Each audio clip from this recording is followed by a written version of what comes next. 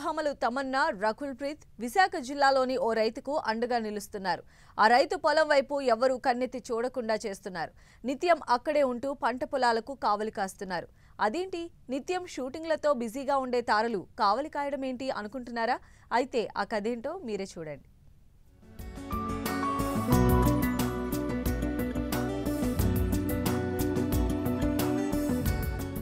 ఇదిగో ఇక్కడ చూడండి, హీరోయిన్ తమన్నా, రకుల్ ప్రీత్ సింగ్ పంట పొలానికి ఎలా కావలి కాస్తున్నారో.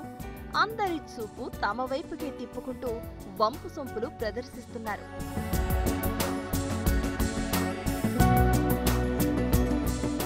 విశాఖ జిల్లా చీపురుపల్లిలో బంగార్రాజు అనే రైతు సబ్బవరం మండలం అమృతపురం గ్రామంలో 2 ఎకరాల్లో సేంద్రియ వ్యవసాయం చేస్తున్నాడు.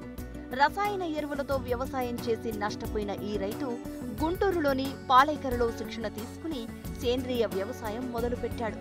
అంతేకాకుండా అక్కడే ఉన్న 10 మంది రైతులకు శిక్షణ ఇచ్చి సేంద్రియ వ్యవసాయం వైపు మరల్చాడు. దీంతో పంట పొలాలు కళకళ్లాడుతున్నాయి. ఈ పొలం రోడ్డు పక్కనే ఉండడం, రోడ్డున పోయే ప్రతి ఒక్కరూ చూపు తిప్పుకోలేని విధంగా పెరగడంతో పంట పొలాలకు దిష్టి తగులుతోందట.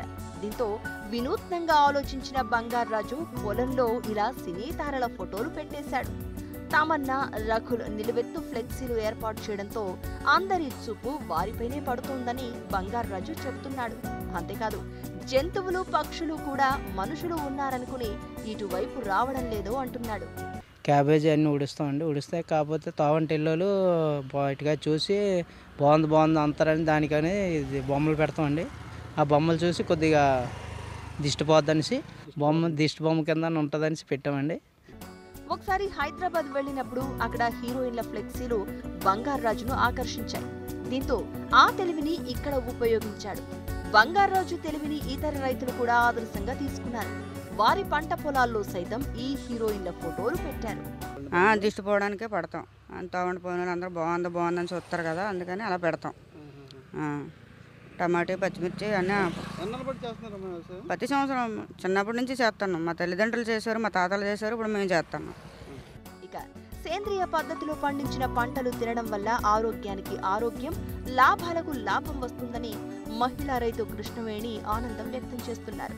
ఈ పద్ధతిలోనే అంటే ప్రజెంట్ మనం కూరగాయలు పండిస్తాం కదా, రసాయన ఎరువులతో పండించడం వలన ఆరోగ్యం పాడైపోతుంది. తర్వాత వాతావరణ కాలుష్యం, భూమి కాలుష్యం అంతా ఈ సేంద్రియ పద్ధతి చేస్తున్నామండి. ఆదాయం మనకు పెరిగినట్టే కదా, ఆటోమేటిక్గా ఆదాయం పెరిగినట్టేనండి. ఇది ఇలా చేయడం వలన మనం ఆరోగ్యంగా ఉండొచ్చు. తర్వాత అధిక లాభాలు ఉంటాయండి, ఆరోగ్యం బాగుంటుంది. వినూత్న ఆలోచనతో అందరి చూపు తన వైపు తిప్పుకున్న బంగార్రాజు ఇప్పుడు అందరికీ ఆదర్శంగా నిలుస్తున్నాడు.